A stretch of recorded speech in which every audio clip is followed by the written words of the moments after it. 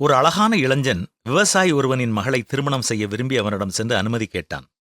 அதற்கு அந்த விவசாயி அந்த இளைஞனை பார்த்து சொன்னான், இளைஞனே, நீ என் மகளை மணமுடித்துக் கொள்ள விரும்பினால் நான் வளர்க்கும் 3 காளைகளை அடுத்தடுத்து அவிழ்த்து விடுவேன்.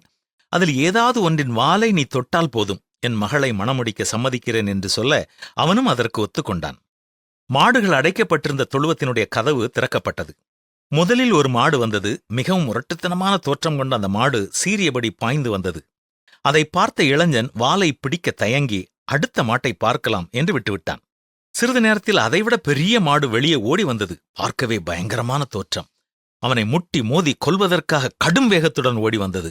இளைஞன் அச்சப்பட்டு இதுவும் வேண்டாம், 3வதை பார்க்கலாம் என்று முடிவு செய்து வேகமாக ஓடி பாதுகாப்பான இடத்தில் நின்று கொண்டான். ஓடி வந்த மாடு அதே வேகத்தில் வேலிக்கு வெளியே ஓடிச் சென்றது.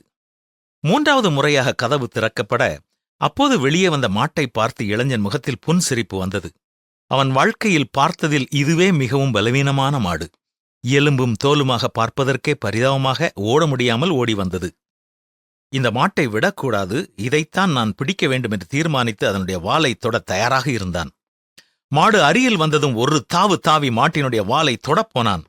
ஆனால் அதிர்ச்சி அடைந்தான். ஆம், அந்த மாட்டிற்கு வாலே இல்லை. நமது வாழ்க்கையும் இப்படித்தான். அது பல வாய்ப்புகளை நமக்கு வழங்குகிறது. சில வாய்ப்புகள் எளிதாக தோன்றலாம், சில வாய்ப்புகள் கடுமையாக இருக்கலாம். ஆனால் எளிதானவற்றையே அடைய முயற்சி எடுப்பேன் என்று மற்ற வாய்ப்புகளை தவறவிட்டால் அதில் வெற்றி பெற வாய்ப்பு இருந்தும் அந்த வாய்ப்பு மறுபடியும் நமக்கு வராது. உலகத்தில் உங்களுக்கு உபத்திரவம் உண்டு, ஆனால் திடன்கொள்ளுங்கள், நான் உலகத்தை ஜெயித்தேன் என்பதுதான் பரிசுத்த வேதமும் நமக்கு கொடுக்கும் தைரியம். வாய்ப்புகளை தவறவிடாமல் முன் செல்வோமா?